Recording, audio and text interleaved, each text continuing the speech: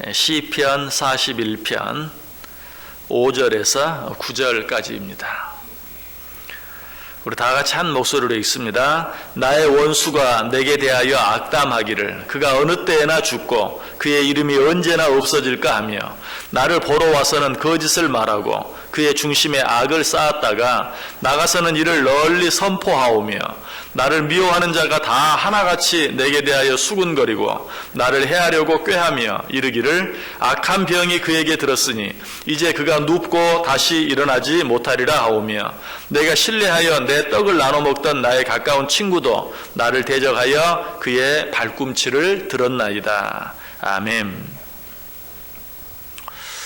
오늘 본문에는 악한 자들이 행하는 악한 일들이 여러 가지 언급되어 있습니다.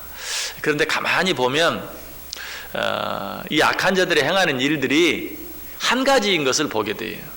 그것이 무엇인가? 자, 먼저 5절 한번 보세요. 나의 원수가 내게 대하여 악담하기를 그가 어느 때에나 죽고 그의 이름이 언제나 없어질까? 악담한다. 악인들은 악담한다라고 이야기하고 있어요. 또 6절에도 보면 나를 보러 와서는 거짓을 말하고 그의 중심에 악을 쌓았다가 나가서는 이를 선포한다. 여기서는 악한 자들이 뭘 한다고 말합니까? 거짓을 말한다. 그리고 이것을 널리 선포한다. 거짓을 널리 선포하는 거, 이게 뭐예요? 헛소문 내는 거죠. 거짓말을 할 뿐만 아니라 그 거짓말을 나가서 많은 사람들에게 퍼뜨리는 거예요. 헛소문을 퍼뜨리기를 좋아해요. 또 7절에는 어떤 일이 나옵니까? 나를 미워하는 자가 다 하나같이 내게 대하여 수군거리고 나를 해하려고 꾀한다. 뒤에서 수군수군하고 그리고 또 중상모략하는 그런 모습을 보게 되죠. 그리고 마지막 8절에는 악인들이 한 번 더 악담을 하는, 뭐라고? 이르기를 악한 병이 그에게 들었으니 이제 그가 눕고 다시 일어나지 못하리라.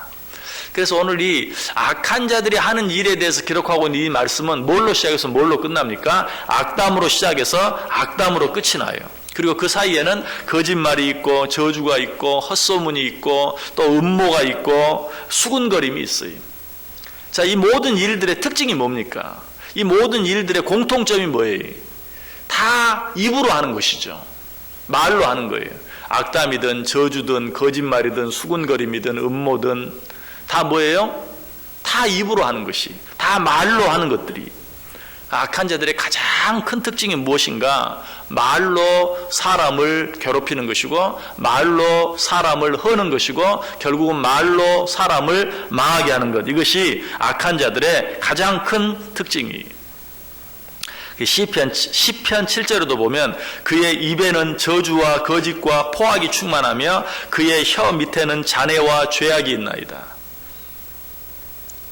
입과 혀로 악한 말을 하고 악한 일을 행하는 것, 여러분, 이것이 악한 자들의 가장 큰 특징이다.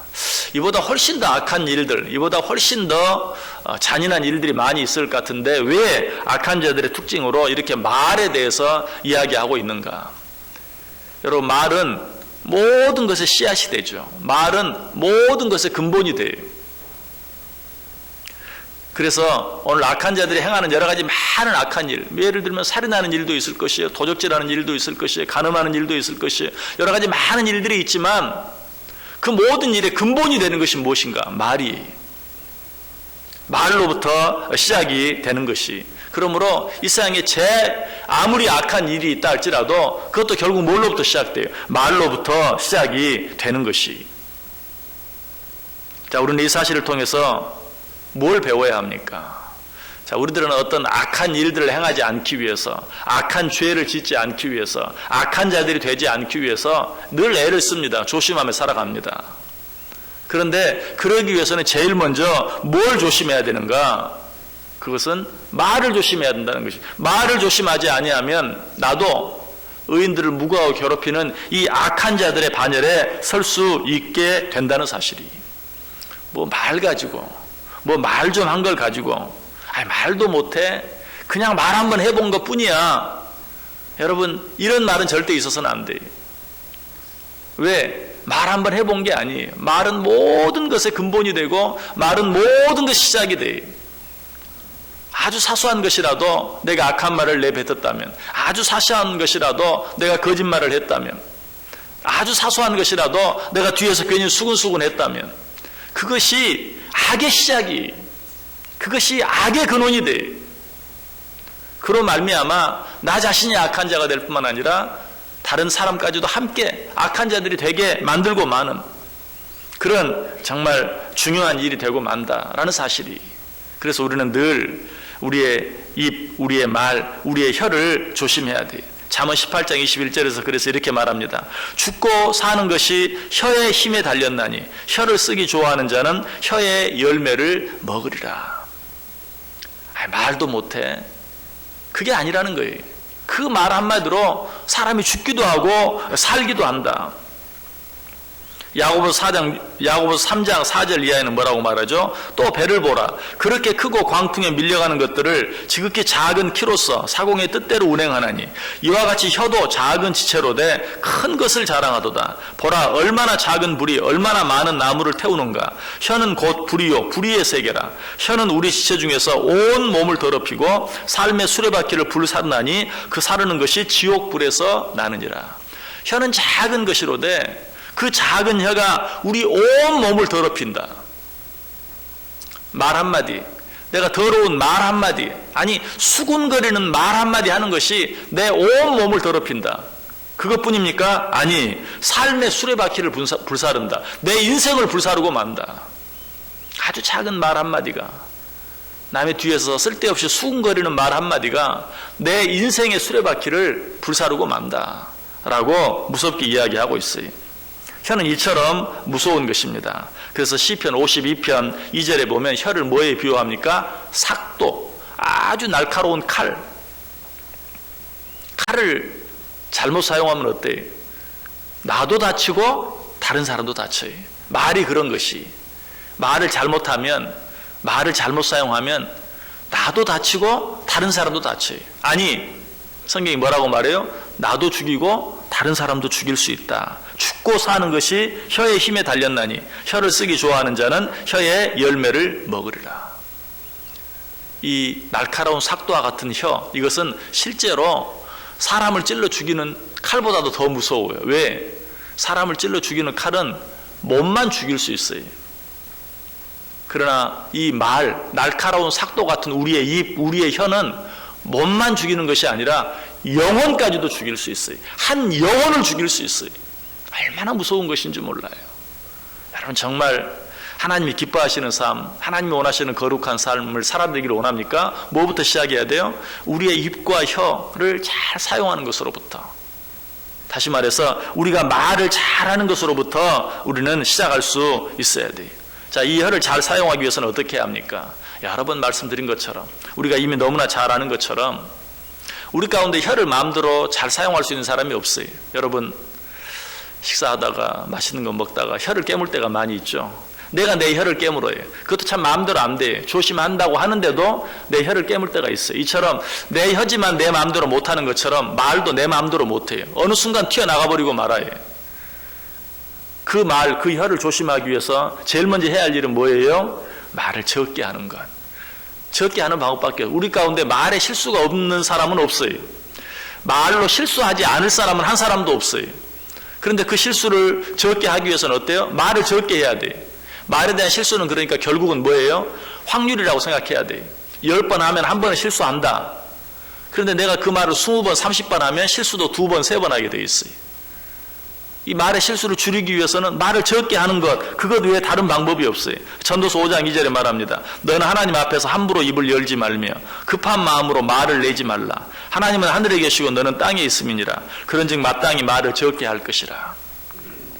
우리가 늘 말에 실수를 하지만 그러나 그 말을 특별히 조심하는 때는 어떤 때입니까? 내 앞에 나보다 훨씬 나은 사람이 있을 때는 나도 모르게 말을 조심하게 돼요. 나보다 훨씬 똑똑한 사람, 나보다 훨씬 힘이 있는 사람, 나보다 훨씬 높은 사람, 이런 사람들이 있으면 나도 모르게 말을 좀 조심하게 돼요. 자, 우리가 말을 좀 조심하고 적게 하기 위해서는 어떻게 해야 되는가? 내 앞에 누가 계시다? 하나님이 계시다. 내 앞에 하나님이 계시다. 모든 것을 아시고 모든 것을 보시고 모든 것을 판단하시는 하나님이 계시다. 너는 하나님 앞에서 함부로 입을 열지 말라. 하나님은 하늘에 계시고 너는 땅에 있음이니라. 그러므로 마땅히 말을 적게 할지니라. 항상 하나님이 내 앞에 계신다는 사실을 생각하면 우리는 말을 좀 조심할 수 있어요. 코람데요. 다른 말이 아니. 하나님이 내 앞에 계신다. 내가 하나님 앞에 있다. 코람데요. 우리가 그렇게 살아갈 때 비로소 우리는 말을 조심할 수 있다. 하박국 2장 20절에도 말합니다. 오직 여호와는 그 성전에 계시니 온 땅은 그 앞에서 잠잠할지니라. 우리는 모든 말들을 항상 조심하되 하나님 앞에서 하는 것처럼 조심하며 살 수 있어야 돼요. 어리석은 사람은 어떤 사람인가? 말을 잘 못하는 사람이 아니. 어리석은 사람은 말을 많이 하는 사람이. 전도서 10장 14절에 말해 우매한 자는 말을 많이 하거니와. 말을 잘 못하는 사람이 우매한 자, 어리석은 자가 아니라 말을 많이 하는 자가 우매한 자다라고 말하고 있어요.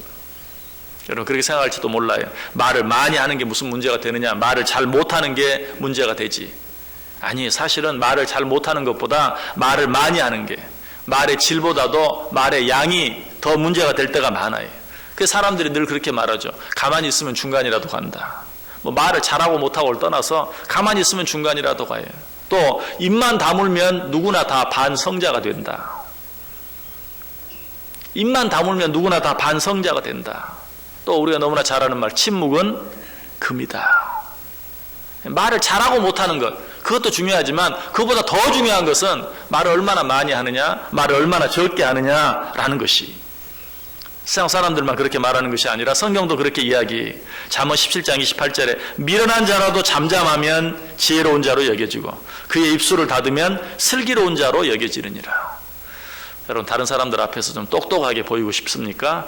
입을 다물면 똑똑하게 보여요. 여러분 말 입 다물고 조용히 있어 보세요. 사람들이 여러분 보면서 야, 저 사람 어떤 사람인가 참 궁금하다. 저 사람 속에는 뭐가 있는 것 같은데 하는 느낌이 정말 들어요. 여러분 그렇지 않아요?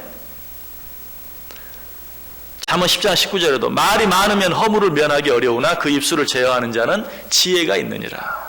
입술을 제어하는 자는 지혜가 있다. 잠언 13장 3절에 입을 지키는 자는 자기의 생명을 보존하나 입술을 크게 벌리는 자에게는 멸망이 오느니라. 아까 말씀드렸죠?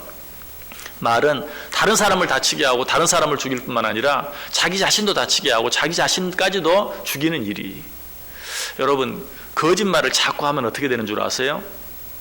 다른 사람만 속이는 게 아니라 자기도 속이는 게 돼. 거짓말을 자꾸 하면요, 그 거짓말이 진짜처럼 느껴져요. 여러분 주위에 보면 거짓말 너무 잘하는 사람이 있죠. 그 사람은요 다른 사람만 속이는 게 아니, 거짓말을 자꾸 하다 보면 그 거짓말이 진짜 같아요. 그래서 그 거짓말을 거품 물고 계속 하는 거예요. 아까 성경 오늘 본문에도 이야기하는 것처럼 거짓을 말하고 그것을 온 세상에 선포한다. 거짓말을 자꾸 하면 그 거짓말이 진짜가 돼. 자기 자신도 그 거짓말에 속아요. 정말 그래요. 여러분 똑같은 거짓말을 10사람에게 해보세요. 그 거짓말이 진짜처럼 내가 느껴지고 어떤 사람이 그걸 반박하면 정말 그것이 사실인 것처럼 그 사람과 싸워요. 이처럼 거짓말은 다른 사람을 다치게 하고 다른 사람을 죽일 뿐만 아니라 나 자신을 다치게 하고 나 자신을 죽이는 것이다. 이처럼 말은 무서운 것이. 그러므로 우리는 늘 우리의 삶 가운데서 무엇보다도 먼저 우리의 말, 우리의 입술, 우리의 혀를 조심할 수 있어야 된다. 잠언 6장 16절 17절에 보면 여호와 하나님께서 가장 미워하는 것이 무엇인가를 쭉 이야기하는데 그 첫 번째는 교만이다. 그리고 그 두 번째는 거짓된 혀다. 그리고 세 번째는 무죄한 자의 피를 흘리는 손이다. 이렇게 하나님께서 가장 싫어하는 것, 첫 번째 교만한 눈, 두 번째 거짓된 혀, 세 번째 무죄한 자의 피를 흘리는 손. 그런데 첫 번째 하나님이 교만한 거 싫어한다. 그 당연한 것으로 치고, 두 번째는 뭐예요? 거짓된 혀. 세 번째는 뭐예요? 무죄한 자의 피를 흘리는 손. 무죄한 자의 피를 흘리는 손은 어떤 손을? 사람을 찌르고 사람을 죽이는, 살인하는, 도적질하는 그런 손이라고 말할 수 있어요. 자, 그런데 강도질하고 살인하는 그런 손보다도 더 싫어하는 게 뭐예요? 거짓된 혀. 우리가 생각할 때는 어때요? 여러분 누구에게 거짓말 하는 것과 누구를 칼로 찌르는 것, 어떤 게 더 나쁜 일이? 칼로 찌르는 게 훨씬 더 나쁜 일 같아요. 그러나 성경은 하나님이 정말 미워하는 일, 첫 번째 교만한 눈, 두 번째 거짓된 혀, 그리고 나서 세 번째 무죄한 자의 피를 흘리는 손. 이처럼 하나님께서는 말로 잘못하고 말로 실수하고 말로 거짓말하고 말로 살인하고 하는 일들을 실제로 칼로 사람을 찌르는 일보다 더 싫어한다라고 이야기하고 있어요. 여러분, 오늘 하루 정말 하나님을 기쁘시게 하는 그런 삶을 살기를 원하세요? 다른 어떤 것보다도 내가 입술을 조심하는, 말을 조심하는, 말을 잘하려고 하기보다도 말을 적게 하기 위해서 애를 쓰는, 그렇게 하면 나도 알지 못하는 사이에 내 입은 뭐와 같다고요? 내 혀는 뭐와 같다고요? 큰 배 뒤에 있는 조그만 키와 같다. 큰 배 뒤에 붙어있는 그 조그만 키로 그 배를 오른쪽으로도 왼쪽으로도 하는 것처럼 오늘 내 입술의 말로 내 삶을 거룩한 삶이 되게 할 수도 있고 악한 자의 삶이 되게 할 수도 있어요. 하나님을 기쁘시게 하는 삶이 될 수도 있고 하나님 마음을 아프게 하는 삶이 될 수도 있어요. 내 이 작은 입 하나 조심함으로, 내 작은 혀 하나 조심함으로 오늘 하루 우리의 모든 입술의 말 정말 조심하고, 아니 할 수 있는 대로 적게 함으로 말미암아서 내 삶이 하나님이 기뻐하시는 삶이 되는, 내 삶이 다른 사람을 유익하게 하고 다른 사람을 기쁘게 하는 그런 삶이 되는 복된 하루 꼭 되시기를 주님의 이름으로 간절히 축원합니다. 기도하겠습니다.